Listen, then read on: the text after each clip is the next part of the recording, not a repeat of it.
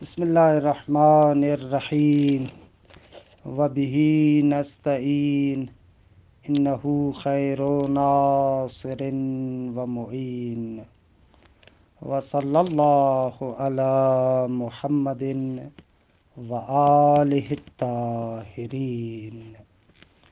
الحمدللہ، خداوند منان کے لطف و کرم سے ہماری گفتگو جواہر البلاغہ میں باب اول کے مبحث اول میں ہے۔ مبحث اول حقیقت خبر کے بیان میں ہے۔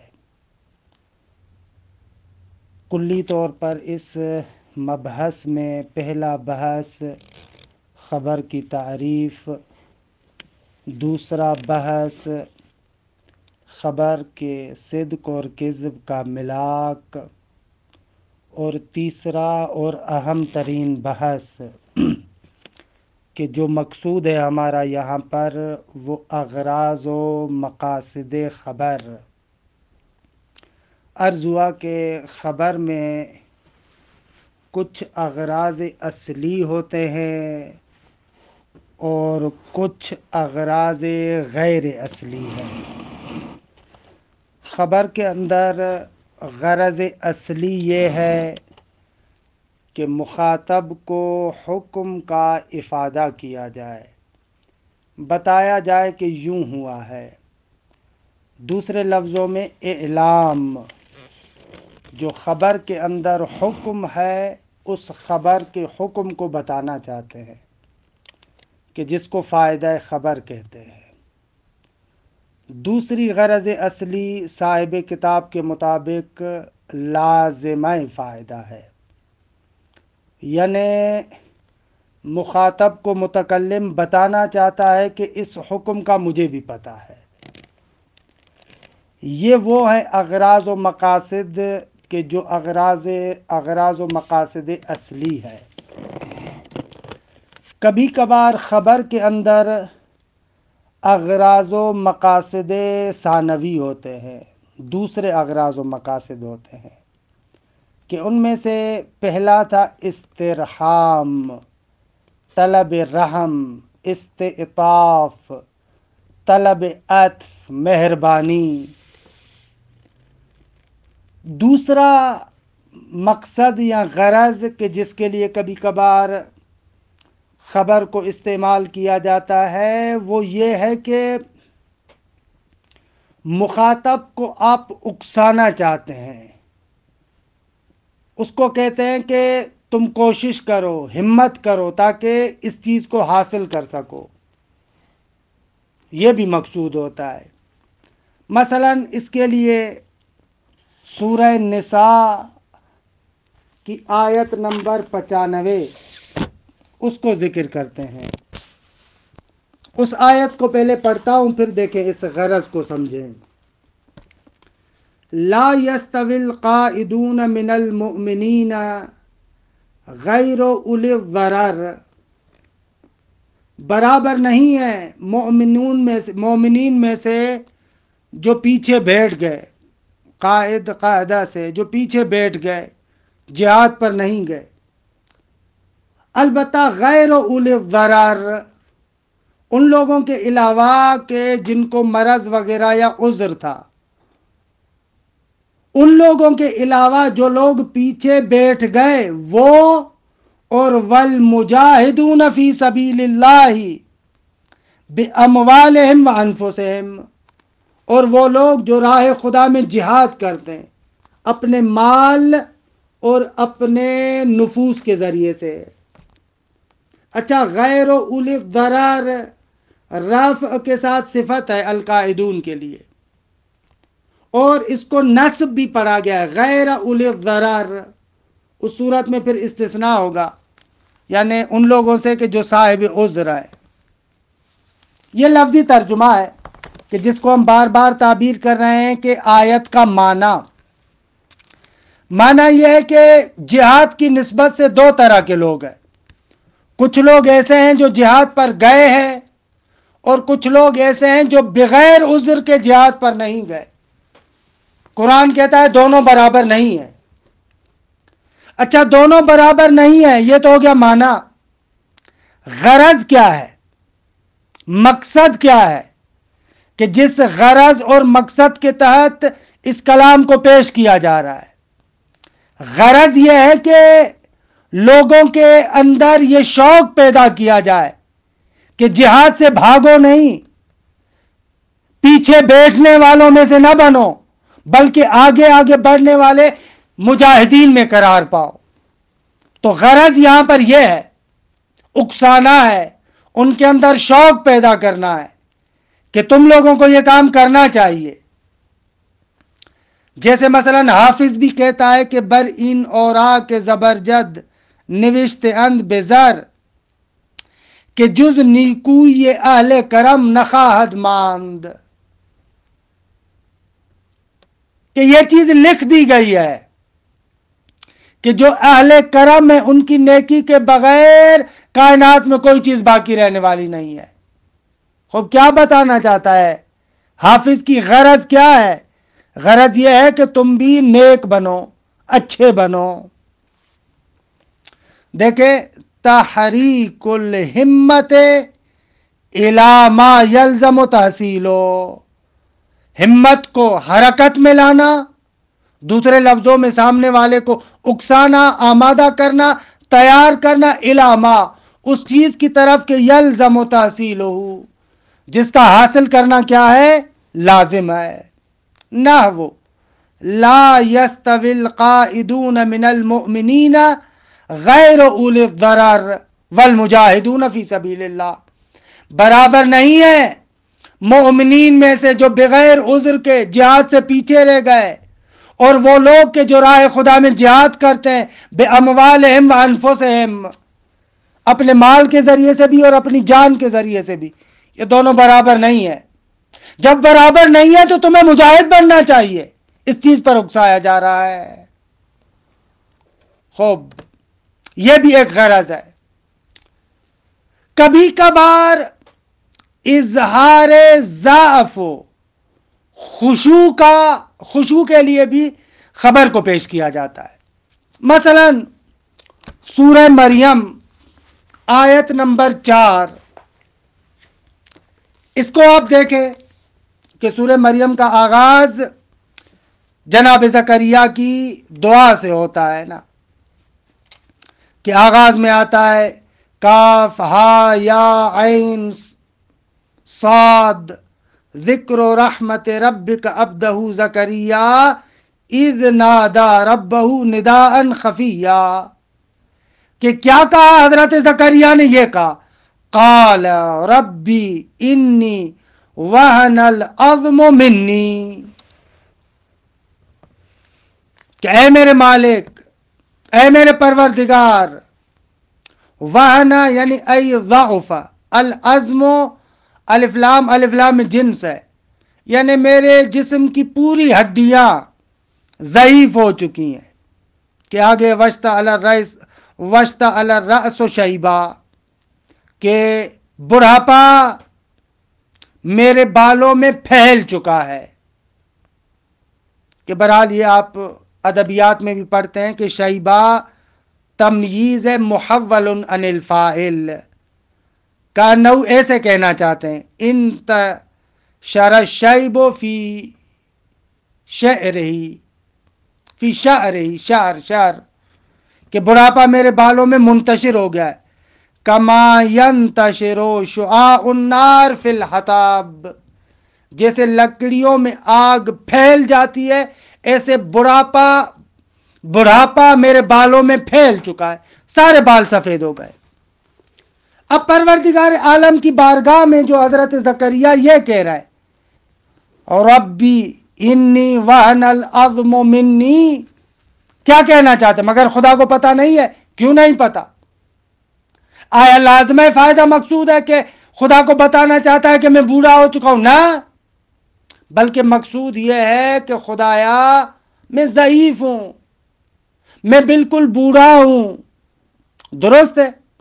وَلَمْ أَكُنْ بِدُعَائِكَ رَبِّ شَقِيًّا، کہ آگے چل رہا ہے وَإِنِّي خِفْتُ الْمَوَالِيَ مِنْ وَرَائِي وَكَانَتِ امْرَأَتِي عَاقِرًا فَهَبْ لِي مِنْ لَدُنْكَ وَلِيًّا، کہ مقصود یہ تھا کہ مجھے اپنی بارگاہ سے ولی عطا کر. اچھا ان آیات پر بھی غور کیا کریں. میں جان بوجھ کے آگے پیچھے سے ایک آدھ آیت کو پڑھتا ہوں تاکہ آپ کے لیے شوق پیدا کروں. چلے ایک سوال سن لیں اس آیت کے اندر بھی جو 5 نمبر آیت میں وَكَانَتِ امْرَأَتِي عَاقِرًا، میں تو بوڑھا ہوں اور میری بیوی جوانی میں بھی بانجھ تھی، تو اب تو بوڑھی بھی ہو چکی ہے.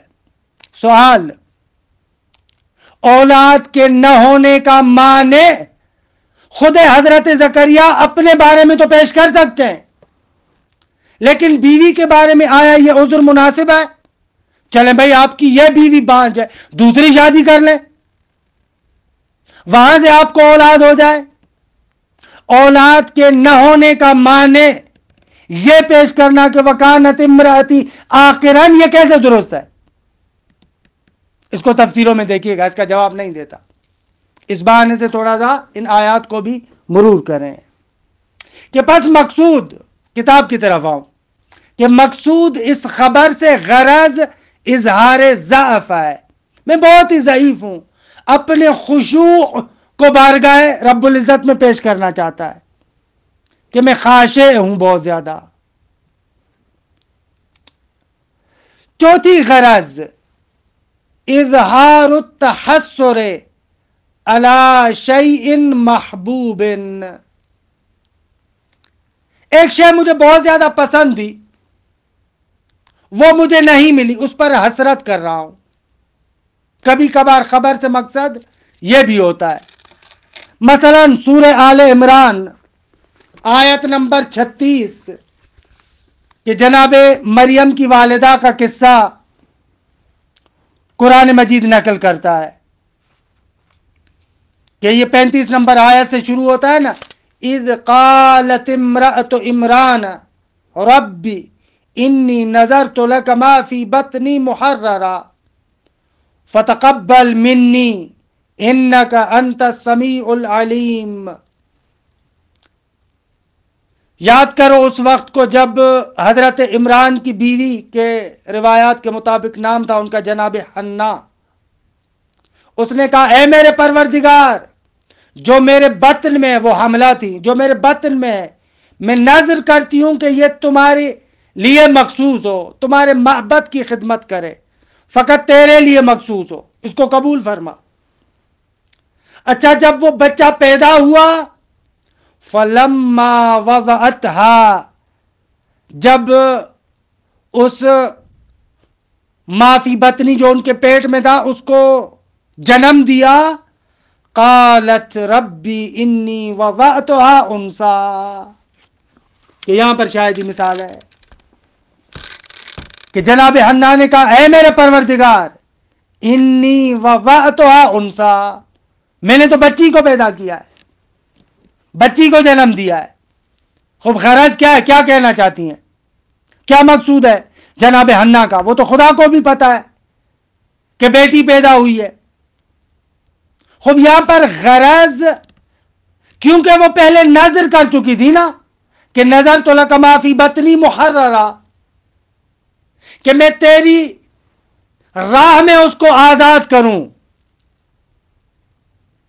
اچھا اگر یہ بیٹی ہو جائے تو یہ معبد میں کیسے رہے گی، یہ خدمت گزار کیسے بنے گی؟ تو یہاں پر جناب حنا حسرت کر رہی ہیں، انی وضعتها انثى، یہ تو بچی ہو گئی، میں نے نظر کی تھی کہ یہ معبد کا خدمت گزار بنے گا، بیٹا ہوگا. اب یہاں پر کیا ہے، شیء محبوب، کہ جو بیٹا تھا اس پر حسرت کر رہی ہے.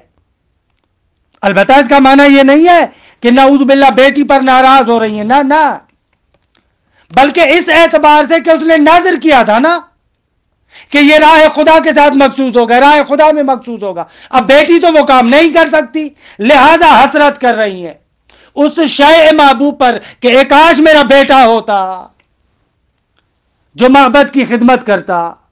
کہ آیت کا اگلا حصہ بھی قیامت کا حصہ ہے. واللہ اعلم بما وضعت، خدا خوب جانتا ہے کہ اس نے کس کو جنم دیا ہے، لیکن وَلَيْسَ الذَّكَرُ كَالْأُنثَىٰ، بیٹا بھلا بیٹی جیسا تھوڑی ہو سکتا ہے. البتہ یہ کلی مطلب نہیں ہے، اسی خاص مورد کے لیے. جو ہم نے بیٹی دی ہے جناب مریم کی شکل میں، اس کی جگہ پر اگر بیٹا ہوتا تو اس بیٹی جیسا تھوڑی ہوتا. وَلَيْسَ الذَّكَرُ كَالْأُنثَىٰ، لہذا حسرت نہ کر. ان آیات کو پڑھے، مزیدار ہے، ماشر ہے. علی حال اظہار التحسر علی شیء محبوب، شیء محبوب پر حسرت کا اظہار، یہ غرض ہے. انی وضعتها انثیٰ کے پیچھے دیکھ رہے ہیں واقعاً معانی بیان، اور اس معانی کے معانی ثانویہ کے نکات کتنے خوبصورت ہیں. البتہ یہ لفظ بھی درست ہے نکات، لیکن غلط مشہور نکات ہے، عوامی طور پر نکات کہتے ہیں، وگرنہ درست لفظ ہے نکات، لیکن ہم بھی وہی نکات ہی کہتے ہیں.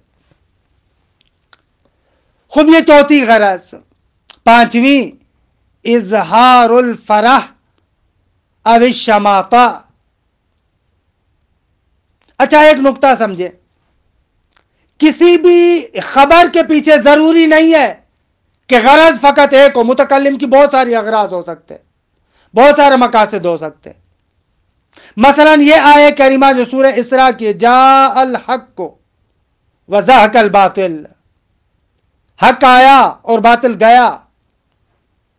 یہاں پر غرض اظہار فرح بھی ہے کہ فرج ہو جائے کسی کے سامنے، کہ حضرت ولی اسر ارواحنا لہ الفدا کا مثلا ظہور ہوگا تو کہتے ہیں کہ یہ آیت جبرائیل تلاوت کریں گے، جاء الحق وزہق الباطل. وہ مقصود کیا ہوگا؟ اس اعتبار سے مقصود یہ کہ اظہار فرح، خوشی کا اظہار. اب تک جو زمین پر ظلم و ستم ہو رہا تھا، نہ جاء الحق، اظہار فرح ہے. یا اب شماتہ، یا مثلا باطل کی نسبت سے اپنی دشمنی کا اعلان،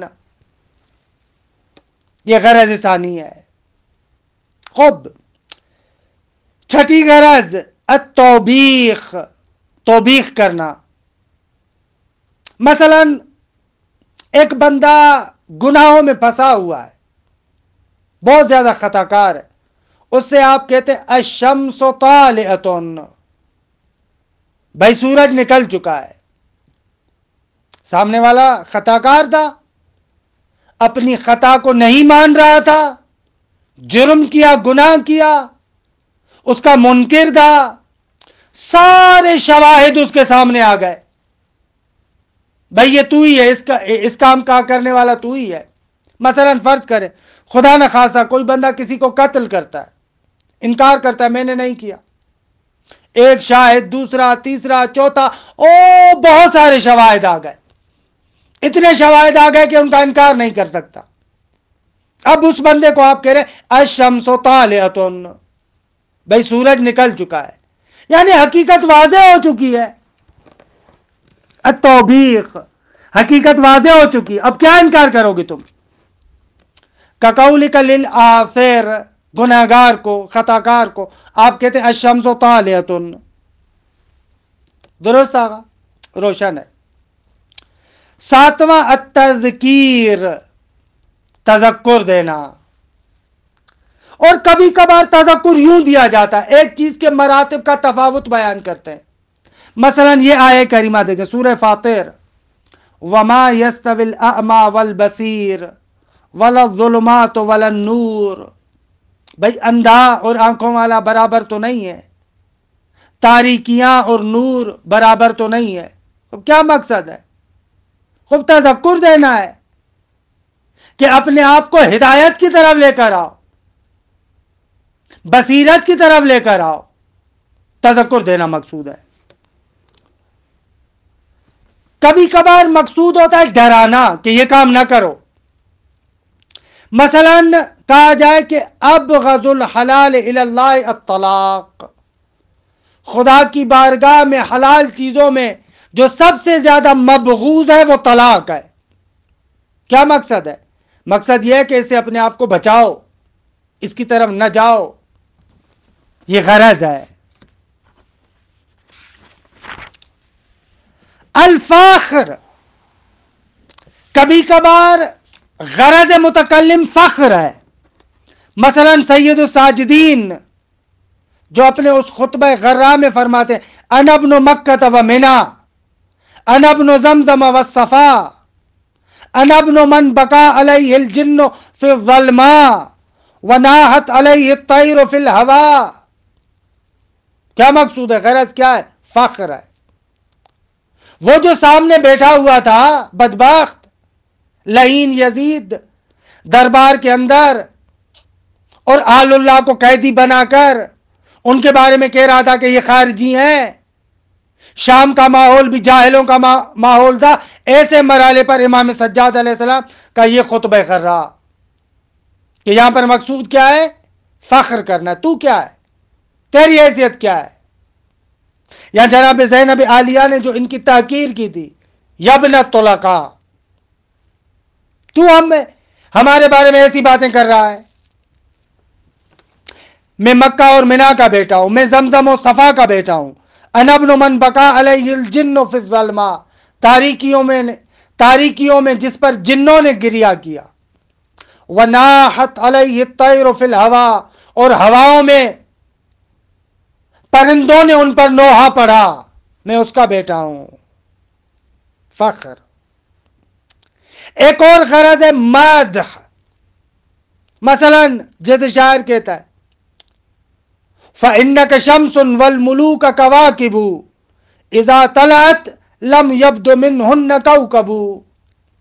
اپنے بادشاہ کی تعریف کر رہا ہے، کہہ رہا ہے کہ آپ سورج ہیں، بقایا جتنے بھی بادشاہ ہیں وہ ستارے ہیں، اور ظاہر سی بات ہے کہ جب سورج طلوع کرتا ہے تو ستارے غائب ہو جاتے ہیں.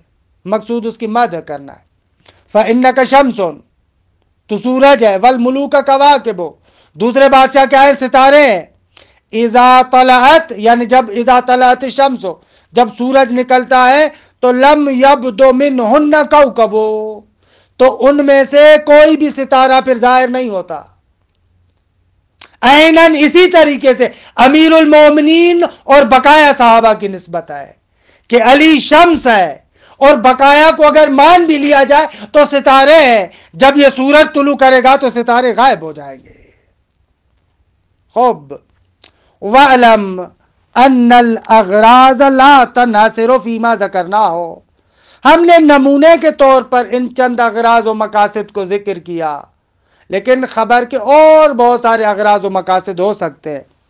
فَهُنَاكَ أَغْرَاضُ كَثِيرَةٌ، بہت زیادہ غرضیں ہیں.